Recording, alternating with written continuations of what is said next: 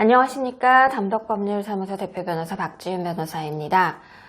오늘은 여러분들에게 보이스피싱 현금수거책 형사적인 부분이 아니라 이제 민사적인 부분에 대한 정보를 좀 드리려고 하는데요. 이제 사무소에 상담을 오시는 분들은 이런 걸 물어봅니다. 그냥 차라리 감옥을 가버릴까요, 변호사님? 제가 합의를 하거나 피해금을 줄 능력이 안 되는데 그냥 차라리 감옥을 가버리는 게 어떻겠습니까? 라고 이제 하소연을 하시는 분들이 계십니다. 당연히 그분들의 심정을 제가 너무나도 잘 알고 있죠. 하지만 그것이 정답이 아니라는 점에 대해서 이제 좀 조곤조곤 설명을 드리는데요. 오늘도 이제 제가 판결문 하나 가지고 와서 소개 드리면서 그것이 정말 좋은 방법이 아니다. 내가 그냥 이걸 감당하고 감옥에 가는 게 좋은 게 아니다라는 거를 좀 여러분들에게 알려드리고자 하고요. 그리고 만약에 그런 상황이 왔다고 치면 여러분들이 반드시 그 점에 대해서 다투셔야 한다는 점이에요. 그 사람들이 그런 청구를 해서 내가 그걸 다 수용하겠다라고 해서 아무런 법적 대응을 안 하시면요. 그들이 원하는 금액을 전부 다 인정해 줘야 하기 때문입니다.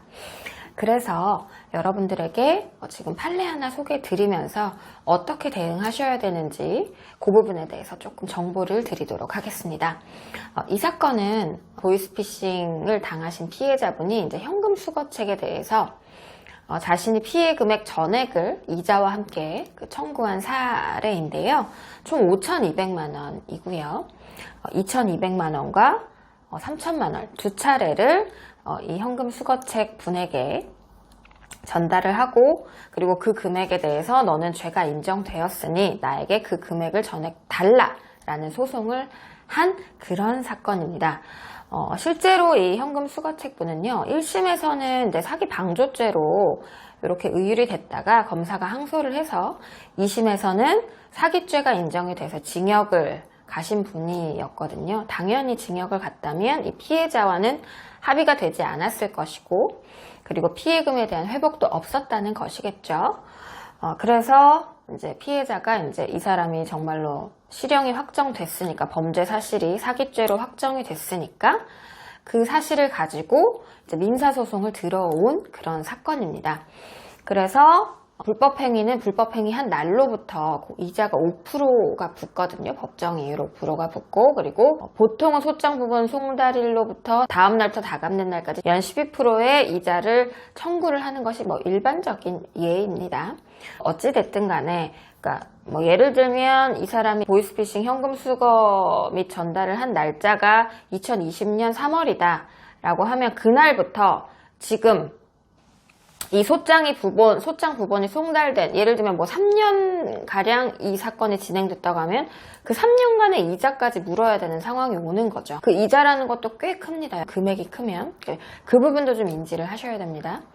어찌됐든 간에, 그래서 이제 소송이 들어왔는데, 여기서 좀 알려드리고 싶은 것은 형사사건에서 판결이 죄가 있다는 것이 확정이 되면 민사사건에서는 거의 99% 이상은 불법행위라는 점이 인정이 됩니다. 그래서 불법행위에 의한 손해배상 청구에 소가 되는 것이고요. 거기에 대해서 자신의 피해금과 이자까지를 청구하는 것이죠. 이분은 아까 말씀드린 대로 5,200만 원 피해를 보셨고, 거기에 대한 이자, 그리고 지연손해금 이렇게 해서 청구를 하셨는데요. 결과적으로는 이분이 청구한 금액 전액이 다 인정되지 않았다는 것. 그 이유는 피해자도 과실이 있었다 해서 그 과실이 상계가 돼서 그렇습니다. 그래서 총 청구한 금액의 70%가 인정이 됐습니다. 중요한 것은 그겁니다. 보이스피싱 현금 수거 및 전달을 하신 분들이 그냥 감옥에 가서 내가 돈을 안 갚아도 되겠지라고 생각하시면 안 된다는 거. 그리고 불법행위 한 날로부터 이자가 상당히 붙는다는 거. 그리고 만약에 실형이 선고되거나 이게 무죄가 되지 않을 것 같으면 합의를 통해서 집행유예를 받으셔야 실형을 살지 않는다는 장점이 있고요. 그리고 합의가 되면 민사소송이 들어올 여지가 없습니다. 그렇기 때문에 이러한 점들을 잘 감안을 하셔서 여러분들이 이러한 상황이면 변호사님들하고 상의를 하셔서 사실은 합의를 하거나 공탁을 하는 것이 제일 좋고요.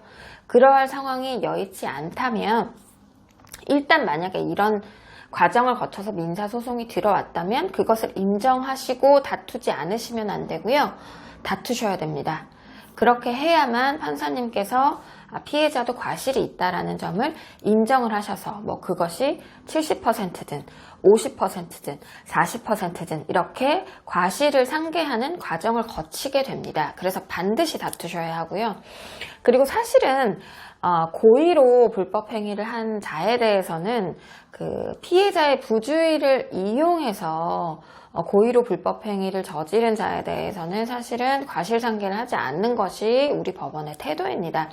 하지만 보이스피싱 현금 수거 및 전달책에 관해서는 주범들이 실제로 그 부주의를 이용한 그 사기 범행을 저질렀다고 보는 것이고요. 현금 수거책에 관해서는 그 관용을 조금 더 베풀어서 거기까지는 보지 않는다. 이 사람들이 피해자의 부주의를 이용해서까지 한 것은 아니다. 그것은 주범에 한정된 거고 보이스피싱 현금 수거책에 관해서는 피해자의 과실을 상계할 수 있다라고 보는 것이 저희 법원의 태도라고 보여집니다. 그래서 만약에 피해자들로부터 소가 들어온다면 여러분들 조금 적극적으로 다투셔서요. 과실 상계를 하셔야만 여러분들이 조금 갚아야 될 피해금들이 줄어들지 않을까 이런 생각이 듭니다. 오늘도 시청해 주셔서 감사드리고요. 관련해서 여러분들이 의논을 하고 싶다, 상담을 하고 싶다 하시면 위에 전화번호 그리고 아래 링크를 통해서 언제든지 문의 주시면요. 저희가 친절하게 상담 도와드리도록 하겠습니다. 오늘도 저희 영상 이렇게 끝까지 시청해 주셔서 감사드립니다. 고맙습니다.